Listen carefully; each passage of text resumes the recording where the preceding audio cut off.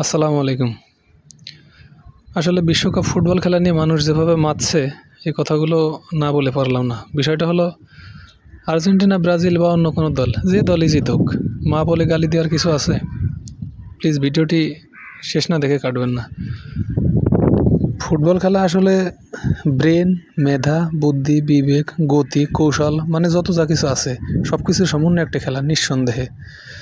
কিন্তু সকলের কাছে আমার একটা প্রশ্ন যে আমাদের দেশে মানুষ এই যে আর্জেন্টিনা, ব্রাজিল বা অন্য কোনো দল সাপোর্ট করা, এই যে বিষয়টা, এগুলোর ভিত্তি কি? একটা প্রশ্ন জাগে না মনে? আসলে বিষয়টা হচ্ছে, দেখুন, আমরা ছোটোবেলা থেকে বিভিন্ন দলের সাপোর্ট করি, কিন্তু আমরা তো খেলার বিচার বিশ্লেষণ কিছু বুঝি না। মূলত কোনো ফুটবল দলের পুরনো রেকর্ড বা কোনো প্লেয়ারের অথবা অন্য কোনো বিশেষত্বের কারণে অথবা পরিবারের কেউ সাপোর্ট করে সেই সূত্রে আমরা বিভিন্ন দল করে থাকি। এটাই সত্য কথা, বাস্তব কথা। যাই হোক, ছোটোবেলার চয়েসকৃত দলও সাপোর্ট করেন, সমস্যা নেই। এখন সমস্যা হলো, এখন তো আমরা অ্যাডাল্ট, আমাদের মেধা, বুদ্ধি, বিবেক তো আর আগের মতো নাই।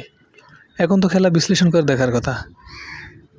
দেখার কথা কোন দল বা কোন প্লেয়ার কীভাবে খেলতেছে, কোন প্লেয়ার গেম চেঞ্জার, কোন দলের ফরওয়ার্ড, মিডফিল্ড, ডিফেন্ডার ভালো, কারা চার্জ করে খেলতে পারে, কাদের পাসিং, রিসিভ অ্যাকুরেসি, খেলার গতি, অল টিমের একটা সমন্বয়, খেলার ভিতর আনএক্সপেক্টেবল কিছু খেলা ক্রিয়েট করা ইত্যাদি।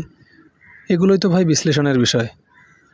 আমি ছোটোবেলার সিলেক্ট করার দল করি, ঠিক আছে, দল ত্যাগ করব না, যার যার ভালো লাগা, এটা ত্যাগ করা যায়ও না। বাট তার মানে এই না যে আমাকে অন্ধভক্ত হতে হবে, আমার দলই সেরা এই মন্তব্য বাদ দিতে হবে। ভাই, নিজের দল সাপোর্ট করতে হবে, আবার অন্য যারা ভালো খেলে তাদেরটাও স্বীকার করতে হবে। এটাই তো বুদ্ধিমানের কাজ। অবাক হয়ে যায় ভাই, ওরা খেলতেছে ইউরোপ আমেরিকায় বসে, আর আমরা বাংলাদেশের মানুষ দল সাপোর্ট করা নিয়ে অন্যের মা পর্যন্ত গালি দিই। পোড়া কপাল। এবার তো আশঙ্কা আছে ভাই, এরা নিয়ে মারামারি, খুনাখুনি বিভিন্ন পর্যায়ে চলে যাবে।